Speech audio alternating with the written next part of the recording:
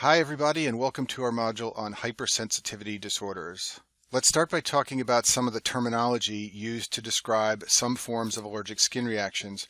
When we say that a patient has urticaria, that's the same thing as saying the person has hives. The two terms mean the same thing.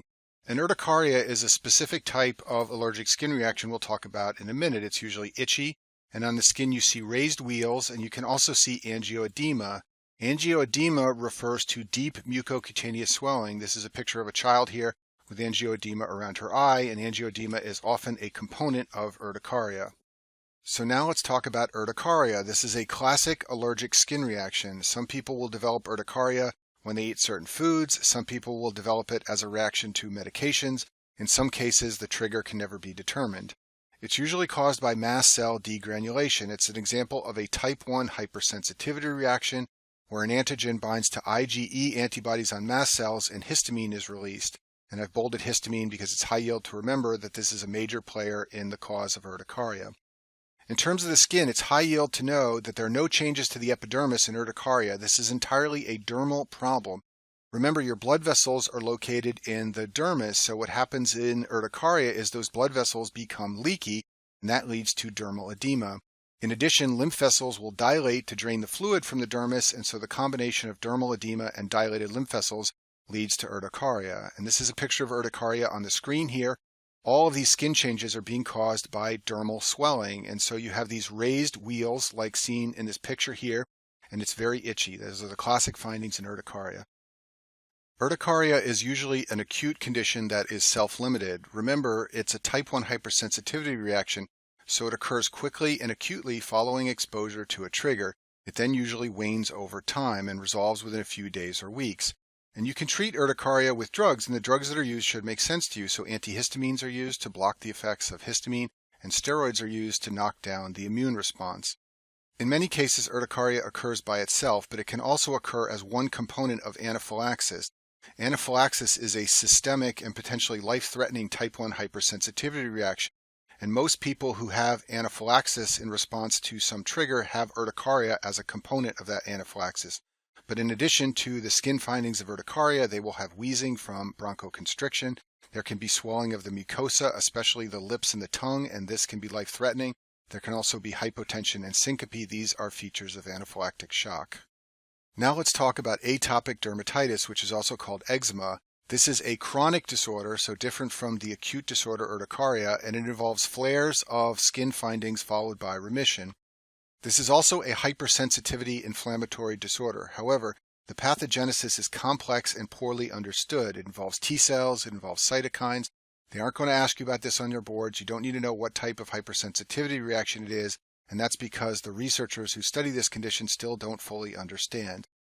Usually eczema is extrinsic, meaning it's a reaction to some environmental antigen, although that antigen often cannot be determined.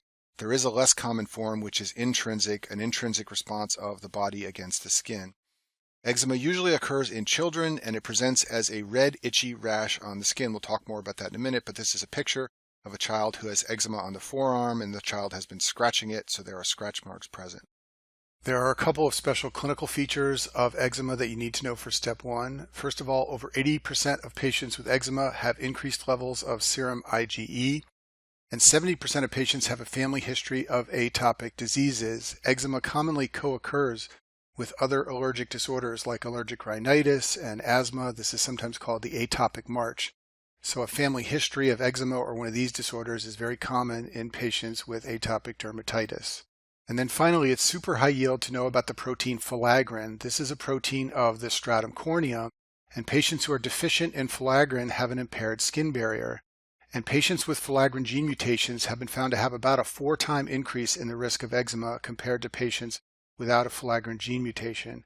When this protein is absent or deficient, the skin loses water, it becomes dry and scaly, and it's easy for allergens to enter the body and cause an allergic response. So eczema can occur anywhere on the skin, but there are some classic locations. In babies, it classically develops on the face and the cheeks and the scalp. This is a picture on the screen here of a baby with eczema. You can see that there's redness all over the temples and the scalp. In addition, there is flaking of the skin. In children and adults, it typically leads to development of plaques. These plaques are often thickened. That's referred to as lichenified. and they classically occur at the skin flexures. So they're going to be at the antecubital or popliteal fossa. This is a picture of a child here who has eczema at the level of the knees. Now let's talk about contact dermatitis. This shares some clinical features with eczema, but it is a localized reaction to an area of skin contact with an allergen. For example, if you look here at the bottom right side of the screen, this is someone who obviously had a Band-Aid or some adhesive attached in a square to their skin, and they've developed an allergic reaction at that one particular spot. The same can be seen in this picture on the left side of the screen. This form of dermatitis is a type 4 hypersensitivity reaction. Many forms of allergic dermatitis are type 4 hypersensitivity reactions. Urticaria is not, and eczema is poorly understood, but all the skin hypersensitivity reactions we'll talk about in the rest of this video are type 4 reactions, and that includes contact dermatitis. Some of the classic causes are irritants like poison ivy. Poison ivy is a classic example of contact dermatitis. Some people who wear jewelry that contains nickel can develop contact dermatitis, and some people have this reaction to laundry detergent, so they will develop dermatitis at areas where their skin touches their clothing that has lingering degrees of laundry detergent on it.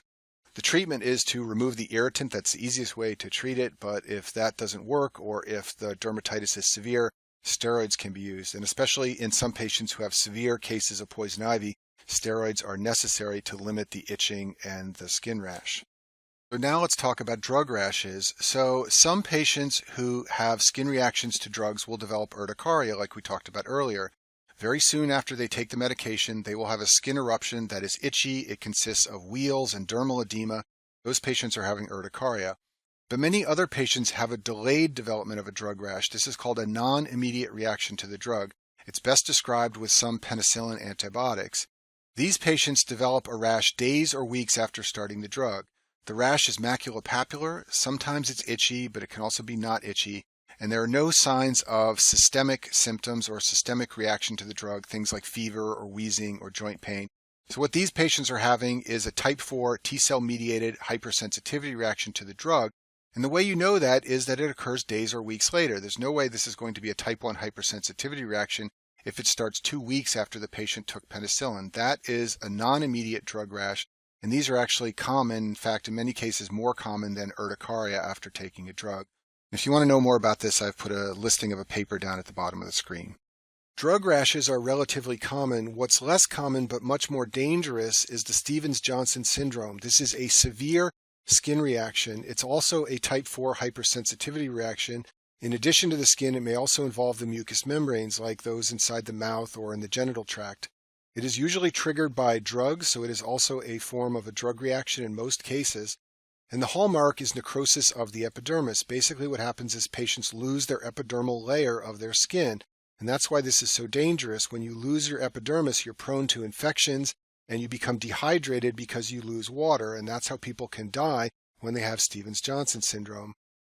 Also in this disorder, you can sometimes see Nikolsky's sign. This is when the skin slips off with a gentle tug. And this can happen anytime layers of the skin are becoming detached. In this case, the epidermis is becoming detached from necrosis. You can also see Nikolsky's sign in staph scalded skin syndrome, which occurs in children. You can also see it in pemphigus vulgaris. The way Stevens-Johnson typically presents is first with a prodrome. This usually occurs 1 to 3 days before the skin findings. The patient will develop a fever. Sometimes they will have a flu-like malaise, and often they think they're coming down with the flu.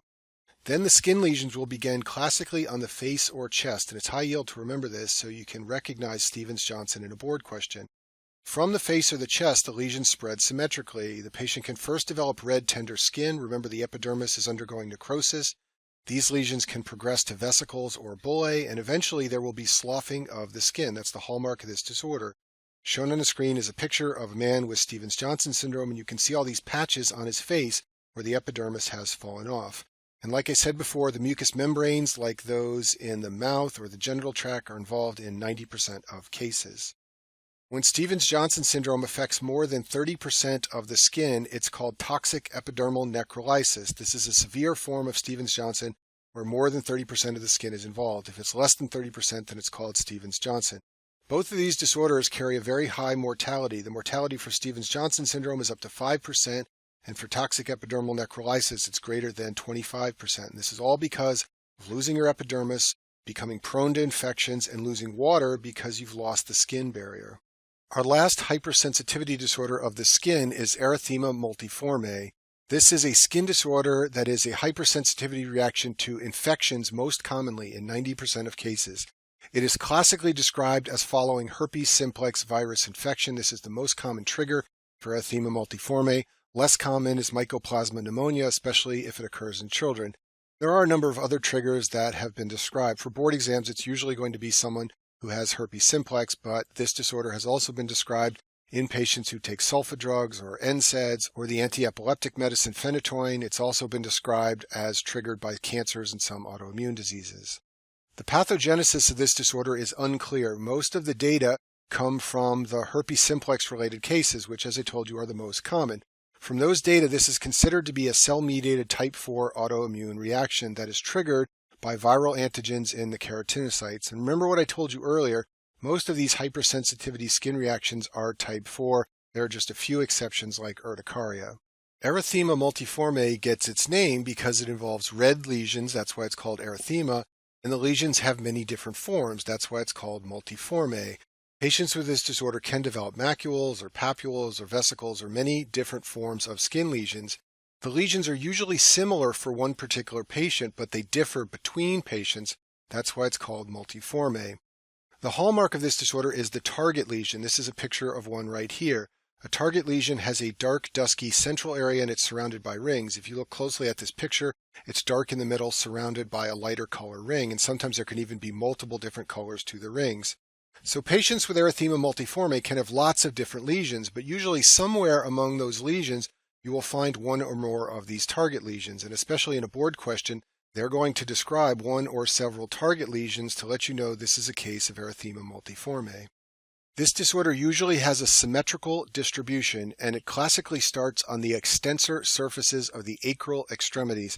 That's what you'll read in your textbooks, and what this means is it starts on the backs of the hand and feet, and this is in contrast with Stevens-Johnson syndrome. Remember that Stevens-Johnson syndrome can also follow an infection or an infection that was treated with a drug, but Stevens-Johnson will start on the face.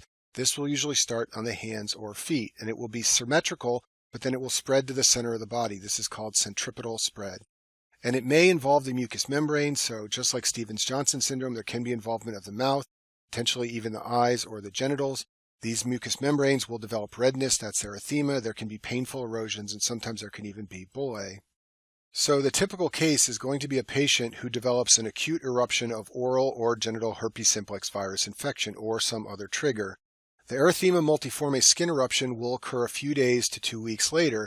The lesions will then evolve. Like I told you before, they'll spread to the middle of the body over 3 to 5 days, and they'll resolve within 2 weeks.